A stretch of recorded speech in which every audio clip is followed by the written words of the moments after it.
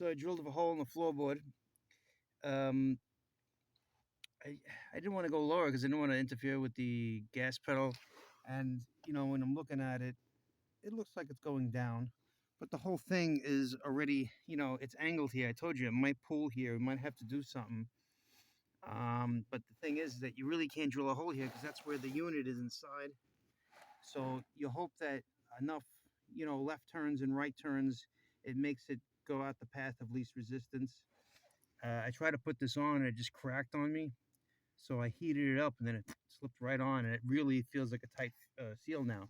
Now that hole, I put a rubber grommet. I drilled out the right size hole and I put the rubber grommet from underneath and I put it through the carpet there. I mean, you can put some kind of a scoochie in there. I don't know what I can do for the carpet, but ultimately it is what it is.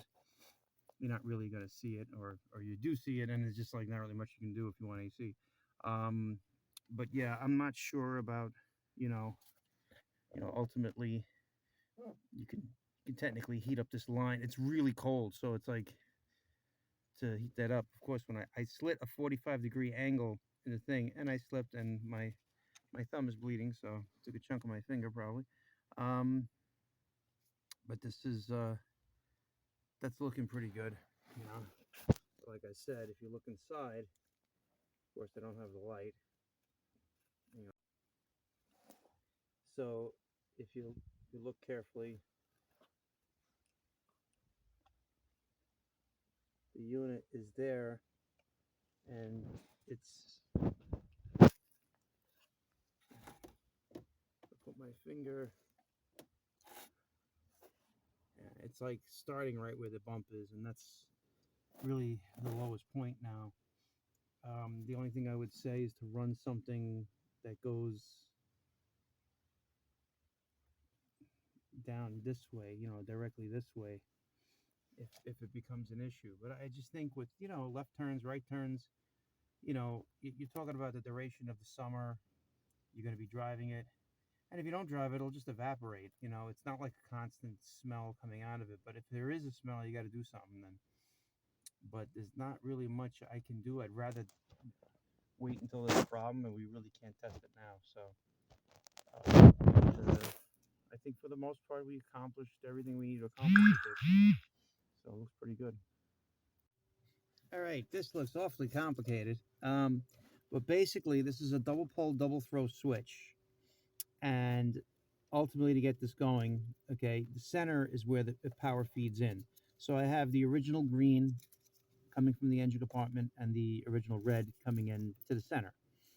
The center, though, okay, well, before we get to the T's off here in the middle here, they basically just jump. And the way the double pole switches work, these two circuits on this side, you have to flip it this way. And then when you flip it this way, it does these two circuits, okay? So you flip it this way, and this is working normally. Right now it's working normally. The light is not on. It's 37 degrees. It ain't coming on. I think we established it. And then it'll come on like when I put the heat on, and then it'll start trying to turn on and off. Okay. I made it so that is normal operation. And then the center is completely off. So that when you put the heat on, it doesn't keep playing with the light going on and off. Okay. Because I don't know if it was going to turn on the compressor at some point because it's calling for AC. So in the wintertime, and then, like I said in the earlier videos, the heat that's drawn from the regular car, the bottom heat, you can turn it into up heat because the heat is so good in this car. It just kicks right out of here then.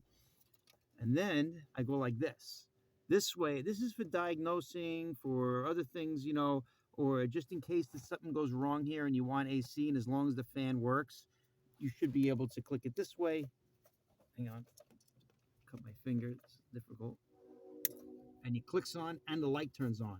I actually bought a bunch of LED lights. I don't have to do anything because I just backfed the green wire through this jumper. That's why I did this jumper. So this jumper, where the green is, goes to this side, which receives the power, the main power coming in. So direct power feeding the green wire going to the engine compartment. And then I have it I have it jumped over here to the original green wire that goes back to the unit to turn on that green light. So that's to force it on, and you hear it. So it'll be normal operation will be, I guess, up. and then center will be off, and then down will be forced on. So yeah, pretty cool, huh? Now I got to tape this up and get it back in there, and all will be well. So I wrapped it up. It's a little bigger than I'd like. I got it hooked up here with the stuff I put there earlier. I didn't get all this taped up because it's all kind of wrapped up with this. I should have made this jumper shorter, but it's not a big deal. You know, when you're driving, you're not going to see all that. It is out of the way. And what's funny is that the two screws that I put here to hold this bracket, it ended up being, it was the exact same distance for this panel here. So that ended up working great. So in the middle, AC is completely off, cannot come on. This is normal operation and going through the high pressure switch, and this is also going through the high and low pressure. It's a binary switch. So even though it's on, if there's a problem, the compressor will shut off. I think this light would stay on no matter what. You know, where this one here, when you go up, that'll come on and off when the compressor goes on and off. Where this one is just going to be forced on all the time, and you really don't know. So you can.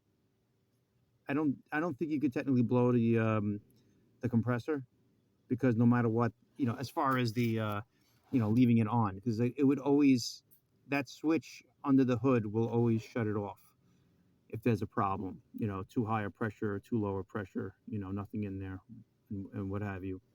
So completely awesome. That's what I like. I like crazy shit like this. And that goes like that. And hopefully this is the only thing is the drain. But like I said, I don't really think it's going to be a big deal. You might be able to put a little something inside there to wick it away and kind of evaporate then. But I don't think it's going to be too big of a deal. You hit the brakes once, it's going to fly forward if there's any water there. I really don't see it being too much of a problem, but I really can't put it anywhere else without hacking the floors up, you know, to let this go higher. I don't think it's just not going to work, because the back there is hitting the fans. But to get AC in a car like this that never had AC, and there's really not a lot of room otherwise, you know, and even over there, there's a virtually no room there.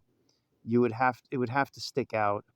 The only other thing I was thinking on, I don't know if there's any room behind there, like underneath the glove box, either in the place of the glove box, or just make a panel, the square panel there, and try to fit it in there. I still don't think you're going to get anywhere, because they utilized all this to make the car bigger, and they put this you know, low